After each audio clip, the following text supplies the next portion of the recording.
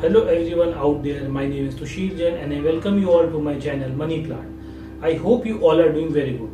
तो दोस्तों आज की वीडियो में समझने वाले हैं कि आपके जो टोटल 3 टाइप के इन्वेस्टमेंट के तरीके होते हैं म्यूचुअल फंड्स में, वो 3 तरीके कौन कौन से होते हैं। ठीक है, एक बार मैं आपको नाम बताया तो उनका एक होता है आपका डिविडेंड पे आउट प्लान, दूसरा आता है आपका डिविडेंड री इन्वेस्टमेंट प्लान, तीसरा आता है आपका ग्रोथ प्लान।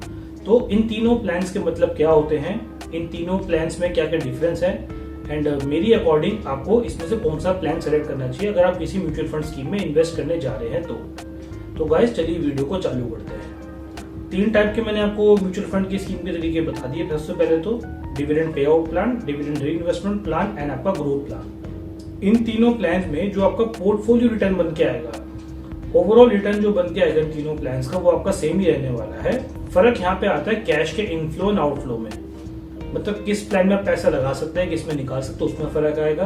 दूसरा, तीनों प्लान्स की टैक्सेबिलिटी है वो डिफरेंस होगी, टैक्स का स्ट्रक्चर उसमें फर्क आएगा।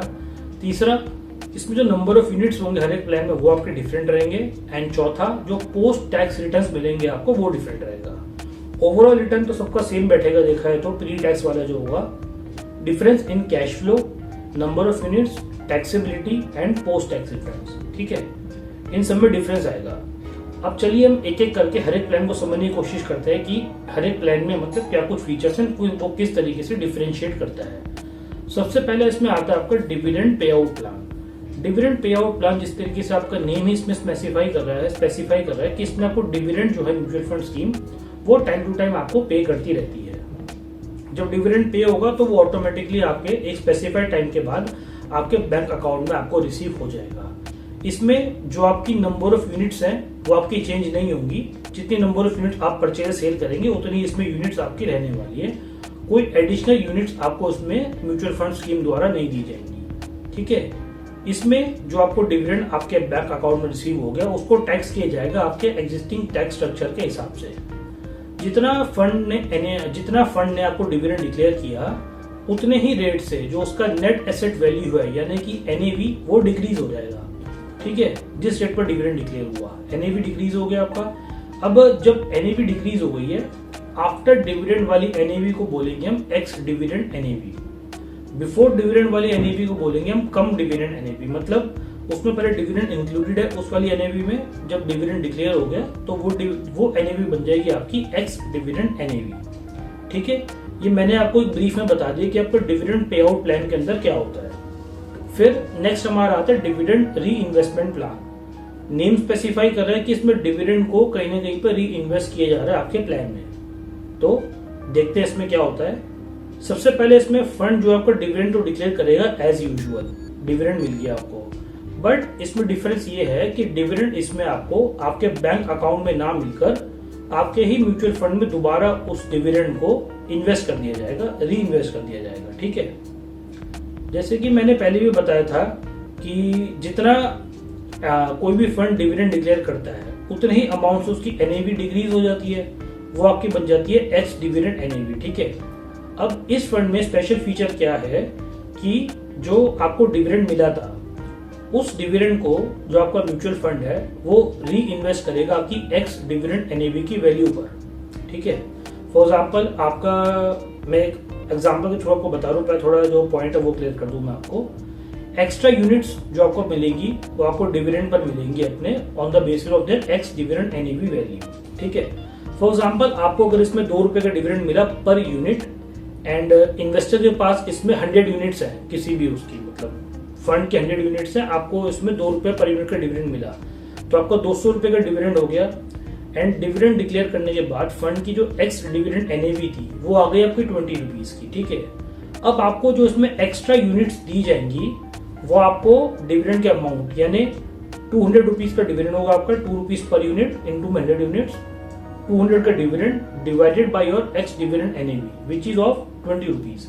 तो इसमें आपकी जो 10 यूनिट्स हैं हम 200 को डिवाइड कर देंगे 20 से, तो इसमें आपको 10 यूनिट्स आपके पोर्टफोलियो में ऑटोमेटिकली ऐड हो जाएंगी एक्स डिविडेंड एनएवी की वैल्यू पर। तो ये प्लान काफी अच्छा है, इसमें आप डिविडेंड अपने बैंक अकाउंट में ना लेकर आप उसको ही आगे री इन्वेस्ट करते रहते हैं ताकि उसमें आपको और ज्यादा पैसे के आपके ग्रोथ मिल सके। ठीक है, ये हो गया आपका डिविडेंड री इन्वेस्टमेंट प्लान। अब आपका नेक्स्ट टाइप ऑफ प्लान आता है आपका इसमें ग्रोथ प्लान। ग्रोथ प्लान में क्या होता है, इसमें आपको फंड जो है कोई भी डिविडेंड डिक्लेयर नहीं करता, ना ही तो डिविडेंड आपको अपने बैंक अकाउंट में मिलता, ना ही डिविडेंड आपका री इन्वेस्ट होता, डिविडेंड फंड देता ही नहीं है। ठीक है, इसमें जो आपकी एनएवी रहेगी फंड की वो डायरेक्टली इंक्रीज या डिक्रीज होती रहती है on the basis of the gain और loss in the portfolio value. मतलब इसमें एनएवी जो है डिविडेंड की बेस पर कम ज्यादा नहीं होगी, जितना आपकी प्लान की ग्रोथ हो रही है, जितना उसमें अप्रिसिएशन हो रहा है, एनएवी उतने ही फुल वैल्यू को उसमें कैप्चर करके चलेगी। इसमें एनएवी आपकी फ्लक्चुएट होती रहेगी on the basis of the gain और लॉस इन द पोर्टफोलियो। इसमें जो टैक्स का स्ट्रक्चर रहेगा, जैसे जो हमने dividend pay out and dividend री इन्वेस्टमेंट प्लान की बात करी, उसमें आपकी टैक्सेबिलिटी रहती है जो आपका एग्जिस्टिंग टैक्स स्ट्रक्चर रहता है उसकी बेस पर। फॉर एग्जाम्पल आप 10% ब्रैकेट में आ रहे हैं, 15%, जो सी टैक्स ब्रैकेट में आ रहे हैं उसकी बेस पे होगा। बट ग्रोथ प्लान के अंदर जो आपकी टैक्सेबिलिटी रहेगी वो रहेगी आपके लॉन्ग टर्म होल्डिंग पीरियड है, short term holding period, which is 10% tax rate और 15% टैक्स रेट। ठीक है, अब ये तीनों प्लान्स तो मैंने आपको एक एक करके एक्सप्लेन कर दिए हैं। अब आप स्क्रीन पे देख पा रहे हैं कि मैंने तीनों प्लान्स का एक जो उसका टेबुलर डिस्ट्रीब्यूशन है, कुछ एक मेन पॉइंट्स को लेकर वो बताया गया, आप स्क्रीन पे देख पा रहे हैं इसकी इमेज।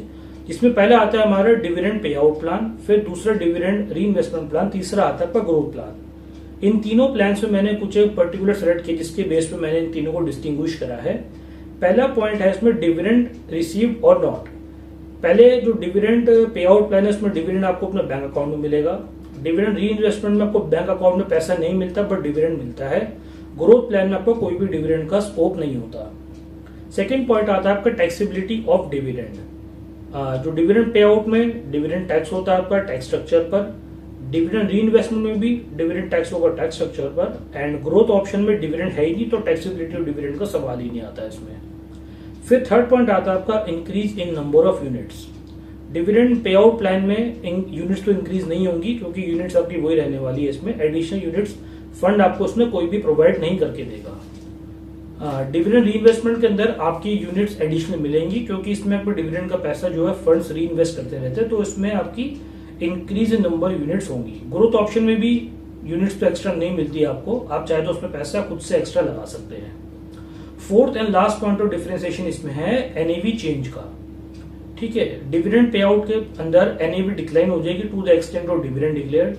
सेम इसी तरीके से डिविडेंड री इन्वेस्टमेंट प्लान में भी आपकी जो एनएवी है वो डिक्रीज हो जाएगी to the extent of dividend declared. And growth option में एनएवी डिक्रीज तो नहीं होगी, एनएवी कैप्चर करेगी full value the portfolio gains और लॉसेस। ठीक है, सिर्फ डिक्लाइन नहीं होगी एनएवी के अंदर, एनएवी आपकी इंक्रीज भी हो सकती है गेन के केस में एंड एनएवी डिक्रीज भी हो सकती है आपके लॉस के केस में। तो गाइस यही था एक बहुत ही ब्रीफ में कि जो आपका dividend pay out plan, dividend री इन्वेस्टमेंट प्लान और ग्रोथ प्लान होते हैं म्यूचुअल फंड के तरीके इन्वेस्ट करने के, उन तीनों को मतलब क्या होता है, इन तीनों में क्या क्या पॉइंट ऑफ डिफरेंशिएशन आपका होता है। तो गाइस ये वीडियो को कैसी लगी जरूर मुझे आप इस चीज के बारे में कमेंट सेक्शन में बता सकते हैं एंड इसी प्रकार की इंफॉर्मेटिव वीडियोस के लिए बने रहेगा मेरे चैनल मनी प्लान के साथ। Thank you so much.